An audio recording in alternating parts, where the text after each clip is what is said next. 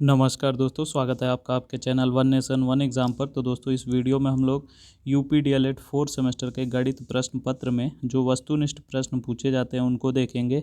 तो दोस्तों यह वही प्रश्न हैं जो प्रीवियस ईयर पूछे गए हैं, साथ ही साथ वह प्रश्न भी शामिल हैं जो आपसे इस वर्ष पूछे जा सकते हैं। तो इसलिए वीडियो को ध्यान से एंड तक अवश्य देखिएगा। तो पहला प्रश्न देखते हैं, जो है दो सिक्कों को एक साथ उछालने पर शीर्ष आने की प्रायिकता होगी। तो दोस्तों जब दो सिक्कों की बात होती है तो टोटल प्रायिकता जो होती है वह 4 होती है। इसके अलावा शीर्ष आने की यानी हेड आने की बात कर रहा है तो दोनों सिक्कों में जो हेड आने की प्रायिकता होती है वह केवल 1 होती है, यानी 1/4 उत्तर हो जाएगा। अगला प्रश्न है, 3 सिक्कों को एक साथ उछालने पर शीर्ष आने की प्रायिकता होगी। तो दोस्तों जब 3 सिक्कों की बात करता है तो आपके जो टोटल प्रायिकता होती है वह कैसे निकालते हैं, तो एक सिक्के में कितनी साइड्स होती हैं, 2, हेड और टेल। तो 3 सिक्के हैं तो इसकी घात 3 लग जाएगी, यानी जो टोटल प्रायिकता होगी वह 8 होगी, यानी बटे में आपके 8 आएगा। इसके अलावा कह रहा है कि शीर्ष आने के चांसेस कितने हैं, तो तीनों सिक्कों में जब हेड आएगा तभी हमारा तीनों सिक्कों में शीर्ष आने की प्रबल संभावना 1 बनेगी, यानी 1/8 जो है वह उत्तर हो जाएगा। अगला प्रश्न है, 3 सिक्कों को एक साथ उछालने पर तुच्छ यानी टेल आने की संभावना बतानी है। तो दोस्तों 3 सिक्के हैं तो वही 2 की घात 3 यानी 8 कुल संभावनाएं होंगी, जिसमें जो टेल आने की मतलब तीनों सिक्कों पे टेल आना चाहिए उसकी संभावना सिर्फ 1 बनती है जब तीनों सिक्कों पे एक साथ टेल आ जाए, यानी 1/8 उत्तर हो जाएगा।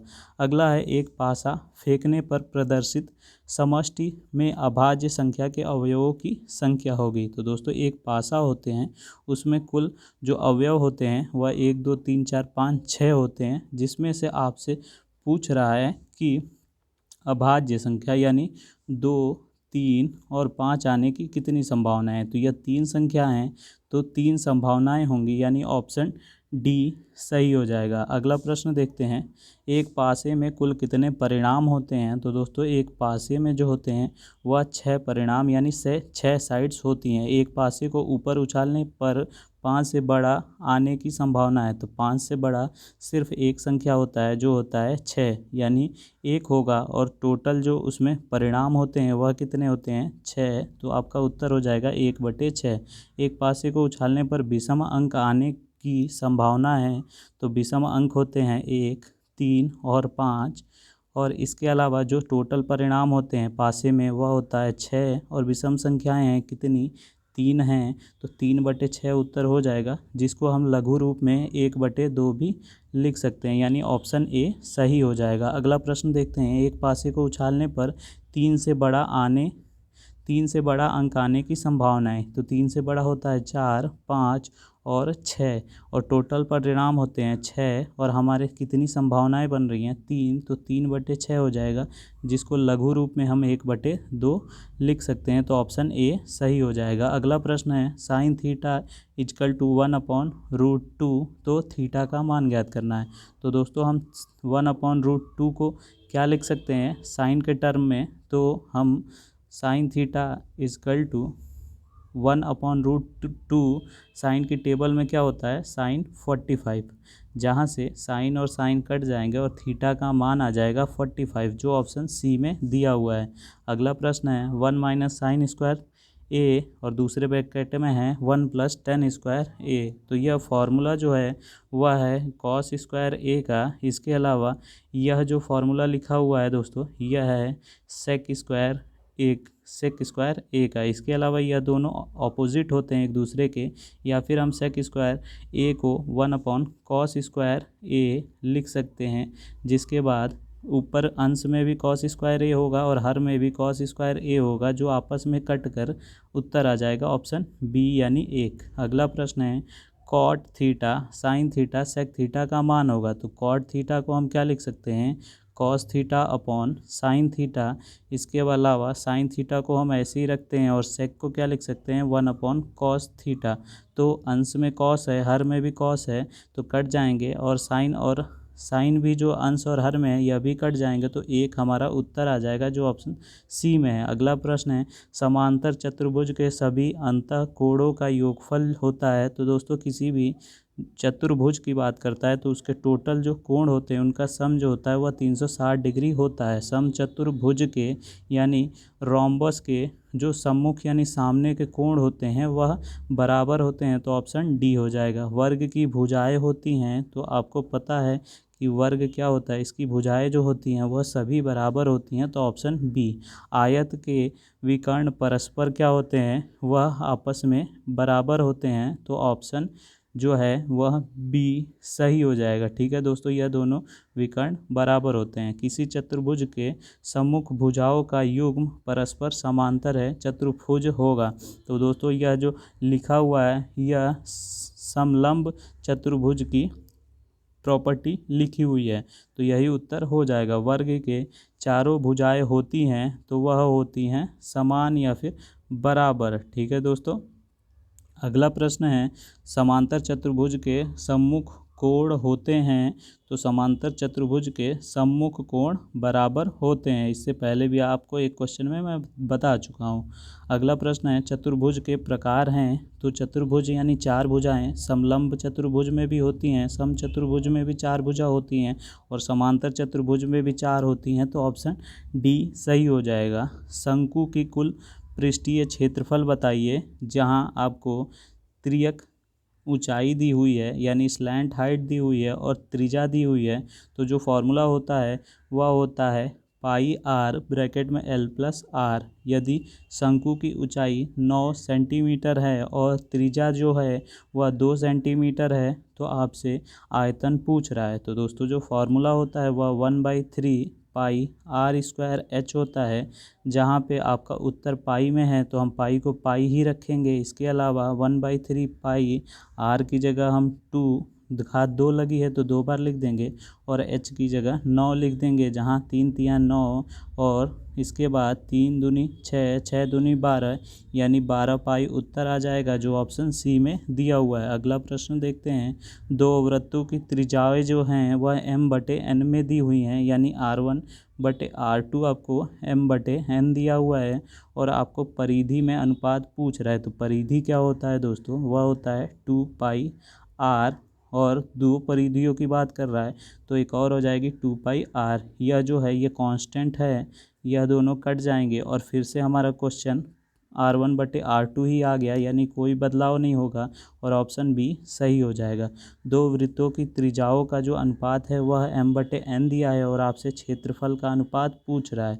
तो क्षेत्रफल क्या होता है, पाई आर स्क्वायर और बटे में दो वृत्तों की बात कर रहा है तो पाई r1 स्क्वायर और पाई r2 स्क्वायर हो जाएगा, जहाँ पाई पाई कट जाएगा और r1 स्क्वायर यानी r1 क्या है m है तो m स्क्वायर और बटे में r2 क्या है n है तो n स्क्वायर यानी m स्क्वायर अनुपात n स्क्वायर उत्तर हो जाएगा, जो ऑप्शन सी में दिया हुआ है। एक वृत्त की त्रिज्या दी हुई है 3.5 सेंटीमीटर, परिधि आपसे पूछ रहा है। तो दोस्तों जो परिधि का फॉर्मूला होता है वह होता है 2 पाई आर, जिसमें आपको पाई पता है 22/7 और आर दिया है 3.5, तो दशमलव हटाएंगे तो बटे में 10 हो जाएगा। इसके अलावा 7 5 35 और 5 दूनी 10 और 2 से 2 कट जाएगा, तो आपका जो है वह 22 उत्तर आ जाएगा, जो ऑप्शन सी में दिया हुआ है।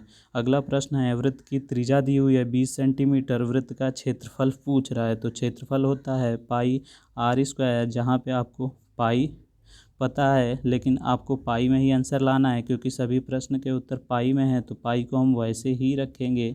इसके अलावा आपको आर स्क्वायर की जगह 20 रख देना है, तो 20 का स्क्वायर होता है 400 यानी 400 पाई उत्तर आ जाएगा, जो ऑप्शन सी में दिया हुआ है। अगला प्रश्न है sine square theta plus cos square theta का मान होगा, तो वह दोस्तों यह फॉर्मूला है जिसका मान 1 होता है। समीकरण में आपको 3x + y = 4 दिया हुआ है और दूसरा समीकरण दिया हुआ है x + 2y = 3, तो आपको x और y का मान ज्ञात करना है, वो भी प्रतिस्थापन विधि से, यानी आपको यहाँ से किसी x या y की वैल्यू ज्ञात करके इसमें पुट करनी है। ठीक है दोस्तों, तो हम क्या करेंगे, यहाँ से y की वैल्यू ज्ञात कर लेते हैं, जो हो जाएगा y = 4 - 3x। इसके अलावा दूसरी इक्वेशन है उसमें हम पुट कर देंगे जो है x + 2 और y की जगह क्या लिख देंगे 4 - 3x बराबर 3 हो जाएगा। तो इसको हल करेंगे तो x plus 8 minus 6x equal to 3 हो जाएगा।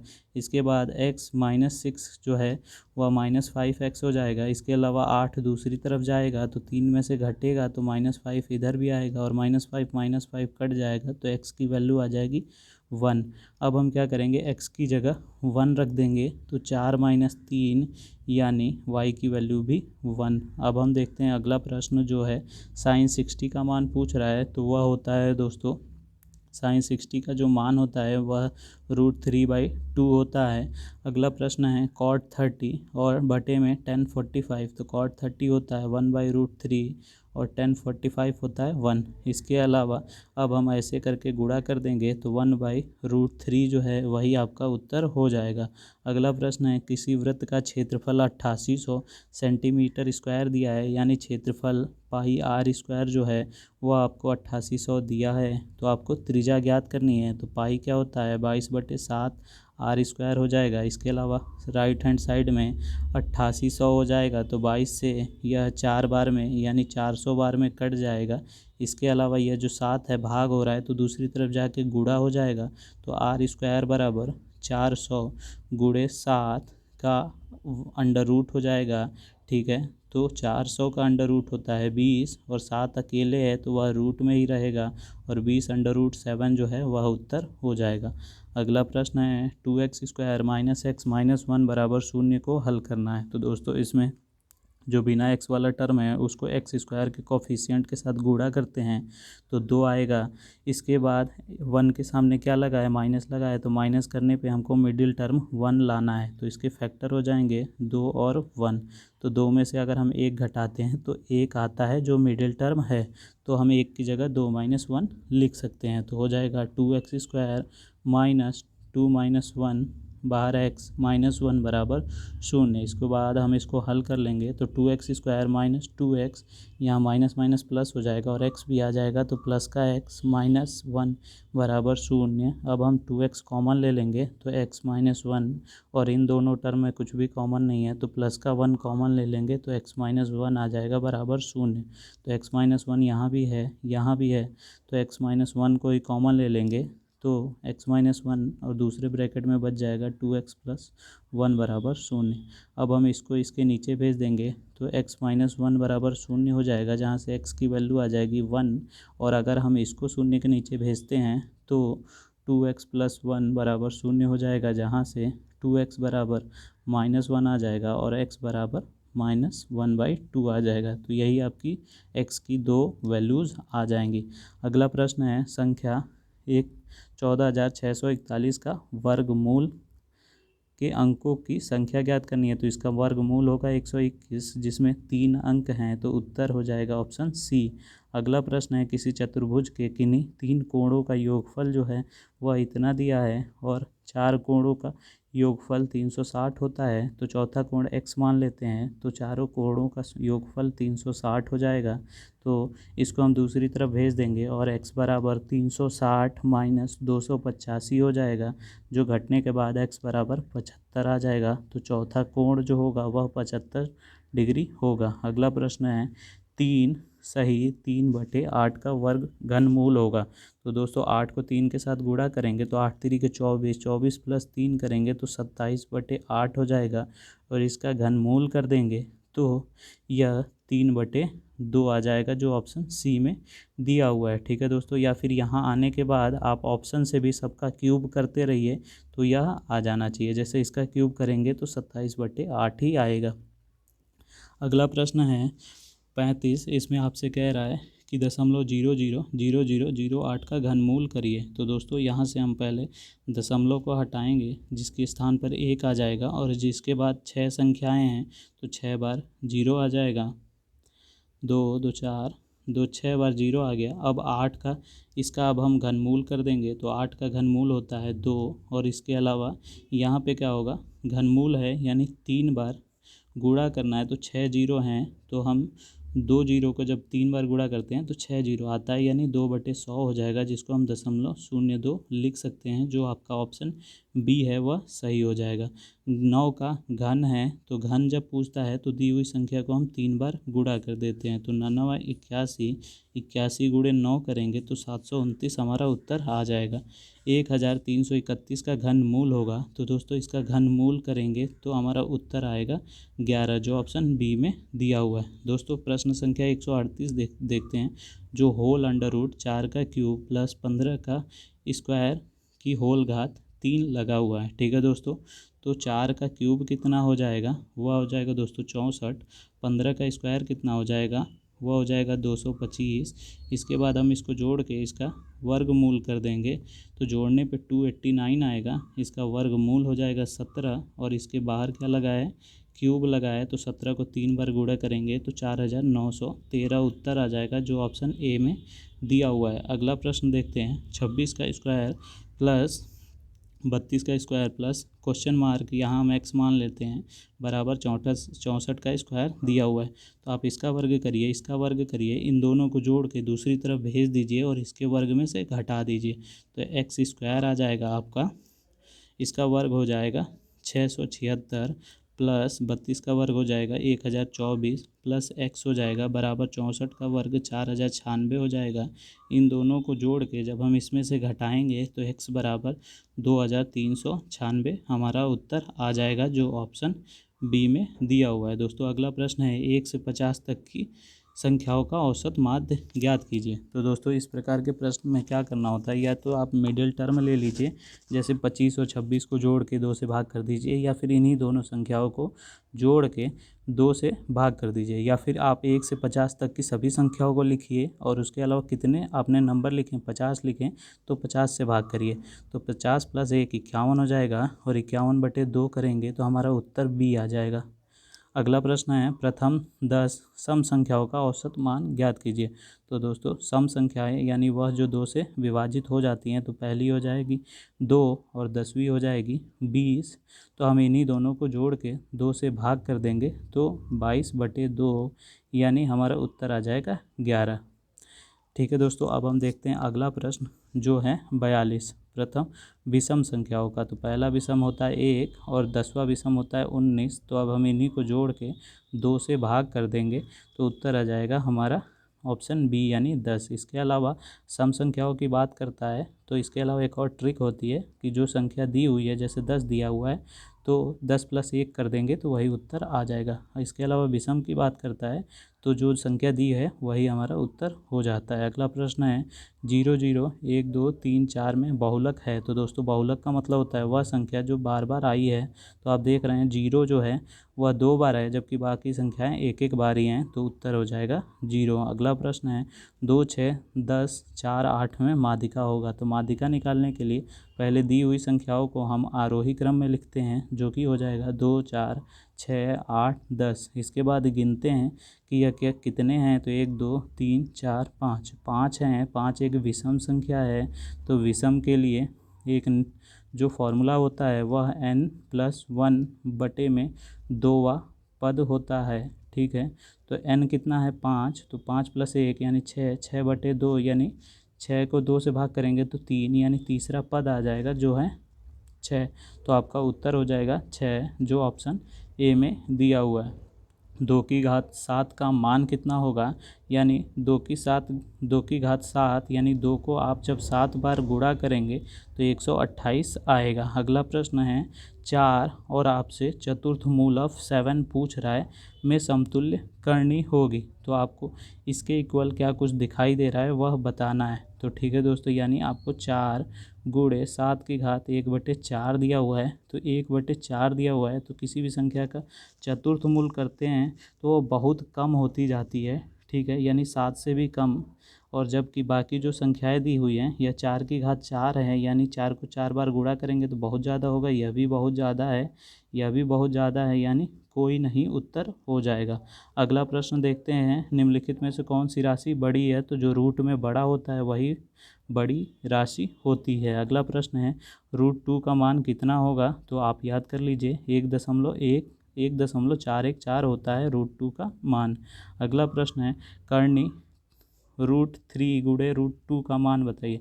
तो दोस्तों जब घातें सेम होती हैं तो यह आपस में गुणा हो जाते हैं। ठीक है, जब यह आधा जो घात है वह सेम है तो जो आधार है वो आपस में गुणा हो जाते हैं और घात वही रहती है, यानी √6 जो है वही इसका उत्तर हो जाएगा। अगला प्रश्न है √4 प्लस √9, यानी इनको अंडर रूट कर देना है तो 4 का √2 होता है, 9 का होता है 3, तो 3 + 2 हो जाएगा 5।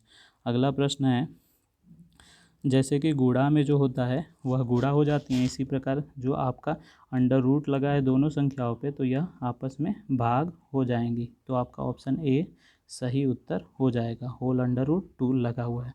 अगला प्रश्न है 7 का वर्ग कीजिए, यानी 7 को 2 बार गुणा करना है 7 से ही, तो 7 × 7 = 49 उत्तर हो जाएगा। 169 का वर्गमूल होगा दोस्तों 13।